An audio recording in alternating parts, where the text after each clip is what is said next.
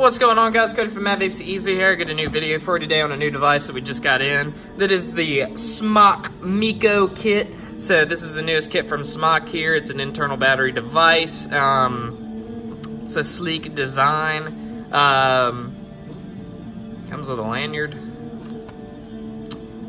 So it comes with 2 pods. It's got something called Aludrome mesh. It's not gonna focus. But it says Aludurium, Aludurome. I don't know, I'm too stupid for this stuff. It's a 700 mAh battery. We sell this in black right now. I think we got some rainbow as well. But this is the pod here. Pretty decent sized pod. I think it's like a mil or 2. But it just slides into the device here. So they have 2 different kinds of pods. They're 1.7 mils, a lot, 1.7 mils. So they've got 2 pods. There's one with the 0.8 ohm mesh coil, and then there's one with the 1.0 regular mesh or regular coil. So it's not a mesh coil.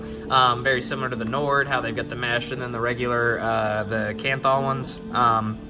But yeah, so you just slide your pod in there, very straightforward. There's no crazy, you know, wood-a-ba-ba. So you just lift this little black piece up right here and then fill it up. And I like how they've made that hole a little bit bigger. It's kind of hard to tell. Yeah, you can kind of see it. So yeah, all you would do is do that, slide that down in there, and then you just flip this switch right here.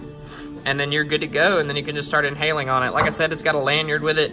This is a pretty cool, it's a little bit hefty for what it is. I guess it's so that they can have that 700 mAh battery, but they say it's a sleek design. I definitely agree. I definitely think it's sleek. It's a little bit smaller than most of their devices, so it's easy to throw in your pocket and kind of forget about.